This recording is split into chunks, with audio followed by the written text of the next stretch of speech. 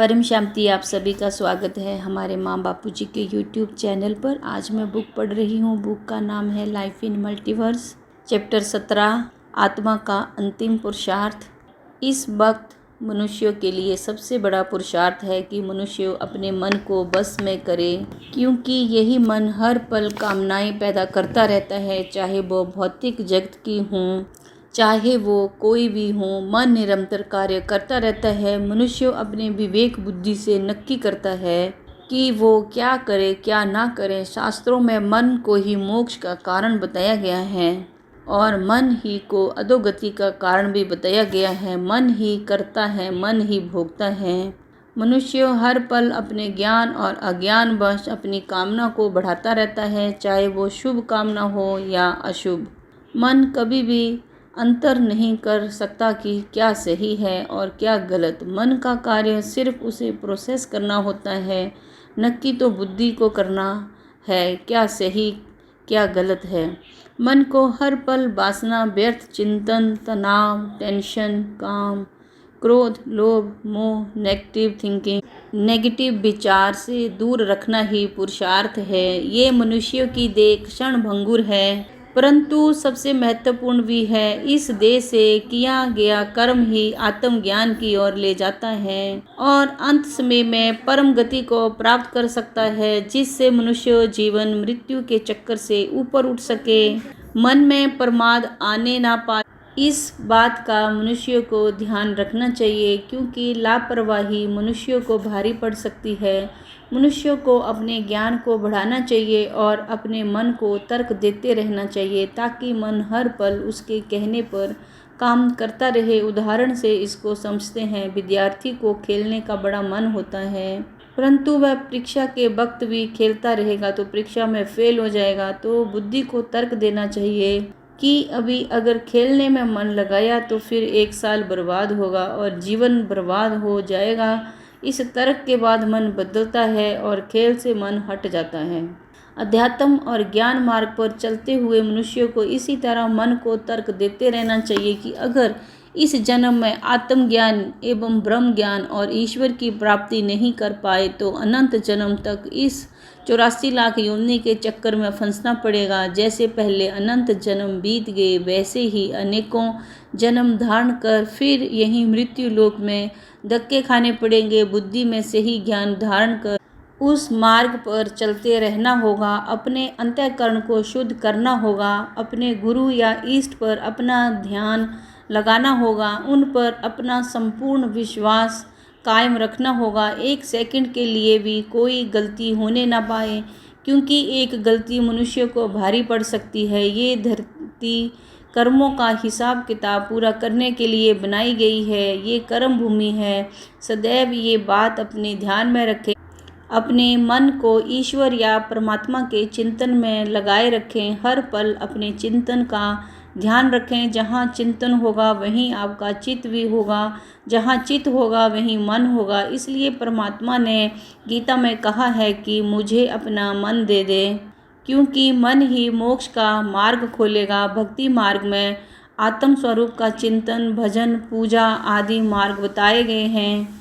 ज्ञान मार्ग में परमात्मा से ध्यान, योग, तपस्या, समाधि, साधना, आत्म स्वरूप एवं ज्ञान स्वरूप बनने का मार्ग बताया है, परंतु गीता में ज्ञानी को श्रेष्ठ बताया है। ज्ञान मार्ग से ही आत्मा कर्मातीत अवस्था प्राप्त करती है और स्वयं को पहचानती है। स्वयं को पहचानना सबसे बड़ा पुरुषार्थ है।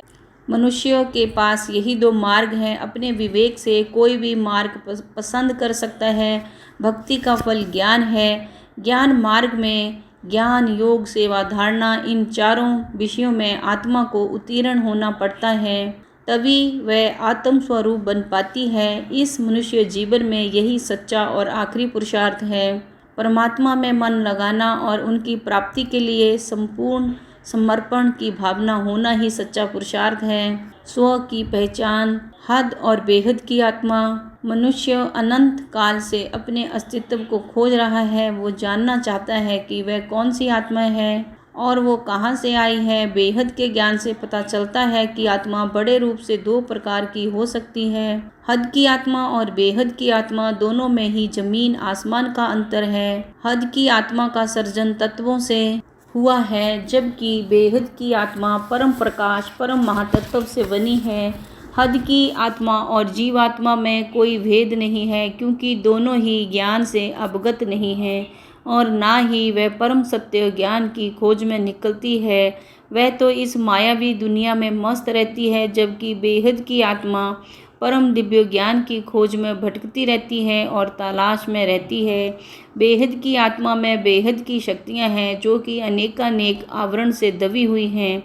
बेहद की आत्मा में बेहद का परम प्रकाश है, जो कि अरबों खरबों सूर्यों से भी ज़्यादा शक्तिशाली है। हद की आत्मा का शरीर स्थूल शरीर, सूक्ष्म शरीर और कारण शरीर होता है, जबकि बेहद की आत्मा का स्थूल, सूक्ष्म, कारण, महाकारण और परम महाकारण शरीर होता है। हद की आत्मा के आवरण आकाश, अग्नि, वायु, जल, मिट्टी से बने हैं, जबकि बेहद की आत्मा के आवरण परम लाइट, परम महातत्व, परम तत्व, परम आकाश, परम अग्नि, परम वायु, आकाश, अग्नि, वायु, जल, मिट्टी से बने हैं। हर किसी आत्मा की पहचान है ज्ञान। हर कोई आत्मा अपने रचयिता मतलब क्रिएटर, अपने बाप तक ही जा सकता है, उसे ही पहचान सकता है, उसके ऊपर नहीं जा सकता। जैसे शिव की रचना शिव तक, महाशिव की रचना महाशिव तक जाएगी और उन्हें पहचानेगी। कोई आत्मा शिव से आगे नहीं बढ़ती तो समझो कि ये आत्मा शिव की रचना है।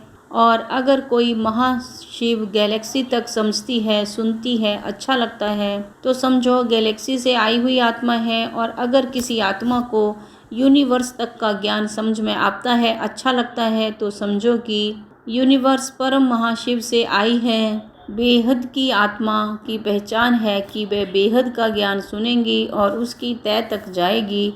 उस आत्मा में अनंत समय की रिकॉर्डिंग तो है ही, परंतु उसे स्वयं को जागृत करने के लिए आत्म स्वरूप को धारण करना ही होगा। बेहद की आत्मा ज्ञान सागर मंथन करती रहेगी जब तक वह पूर्ण तरीके से अपने आप पर विश्वास ना कर ले और बेहद के परमपिता को ना पहचान ले, तब तक उसका पुरुषार्थ खत्म नहीं होता। इतना ही नहीं, उसके जीवन का लक्ष्य भी बेहद के विश्व का कल्याण होगा। जैसे बापूजी का लक्ष्य है, वैसे ही बेहद की आत्माओं का लक्ष्य भी होगा, जो अपनी संपूर्ण शक्ति को विश्व कल्याण में लगाएंगी। बेहद की आत्मा को जब बेहद का ज्ञान आता है तो बेहद का वैराग आता है। हद की चीज़ों में मन नहीं लगता। ये बेहद की आत्मा की निशानी है। बेहद की आत्माएं स्वयं का नहीं, जगत का उद्धार करने का सामर्थ्य रखती हैं। बेहद की आत्माओं में बेहद की शक्तियां हैं, मगर अनेकों आवरण से दबी हुई हैं। बेहद की आत्मा में बेहद का परम प्रकाश है, जो कि अरबों खरबों सूर्यों से भी ज़्यादा शक्तिशाली है। अगर वह आत्मा 108 में से है तो उसे 60% ज्ञान समझ आएगा। अगर वो 1008 में है तो उसे 50%, 16,000 वाली आत्मा 20% और 9 लाख वाली आत्मा 10% ज्ञान समझ पाएगी। हर आत्मा अपना वर्ग खुद ही तय कर सकती है। हम सभी को अपने आप को बेहद की आत्मा समझ बेहद का ज्ञान धारण करना चाहिए और अपना समय, संकल्प और श्वास विश्व परिवर्तन में लगाना चाहिए। परम शांति। बेहद की परम शांति। बेहद की परम शांति सोचो, बोलो परम शांति। Join us daily for live meditation, 10 p.m. to 11 p.m. on YouTube Live. Subscribe now. Website www.paramshanti.org. Email us anant@paramshanti.org. Like, share, subscribe. Join today. बेहद की परम शांति।